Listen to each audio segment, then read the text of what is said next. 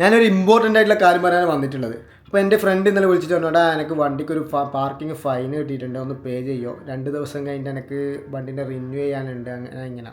ഞാൻ പറഞ്ഞാൽ നീ ഒന്ന് സ്ക്രീൻഷോട്ട് അയക്കുന്നതാണോ. സ്ക്രീൻഷോട്ട് അയക്കുമ്പോൾ george@outlook.com അല്ലെ എന്തോ ഒരു അങ്ങനത്തെ എന്തോ ഒരു പേരിലാണ് വന്നിട്ടുള്ളത്. അപ്പോൾ അത് ഫ്രോഡ് മെസ്സേജാണ്. 2 ദിവസം മുമ്പ് എനിക്കും വന്നിട്ടുണ്ട് സാലിക്കിൻ്റെ ഫൈന് കിട്ടിയെന്നും പറഞ്ഞ്. സാലിക്ക് ഓൾറെഡി ഞാൻ 3 ദിവസം മുമ്പ് റീചാർജ് ചെയ്തതാണ്. അപ്പോൾ എനിക്കറിയാം ഞാൻ സാലിക്ക് റോഡ് ഉപയോഗിച്ചിട്ടുമില്ല.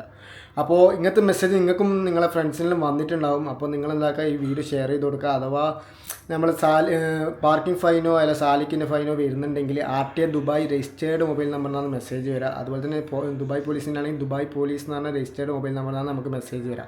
അപ്പോൾ ഇങ്ങനെ എന്തെങ്കിലും ഫൈനോ കാര്യങ്ങളോ ഉണ്ടെന്നുണ്ടെങ്കിൽ നിങ്ങൾ ദുബായ് ഗവൺമെൻറ്റിൻ്റെ അതായത് ദുബായിൻ്റെ മെയിൻ ആപ്പിൽ കയറിയിട്ട് തന്നെ ചെക്ക് ചെയ്യുക, എന്നിട്ട് മാത്രം ഫൈൻ അടക്കുക. അല്ലെങ്കിൽ നിങ്ങൾ പെട്ടു, നിങ്ങളുടെ കാർഡിലും മൊത്തം പൈസയും പോയി പോകും. അപ്പോൾ എല്ലാവരും എന്താക്കുക, സൂക്ഷിക്കുക. അതുപോലെ തന്നെ നിങ്ങൾ എന്താക്കുക, ഇത് അറിയാത്ത ഏതെങ്കിലും ഫ്രണ്ട്സോ കാര്യങ്ങളോ ഉണ്ടെങ്കിൽ ഈ വീഡിയോ ഷെയർ ചെയ്തേക്കുക, അവരാരും പൈസ പോകാതിരിക്കട്ടെ.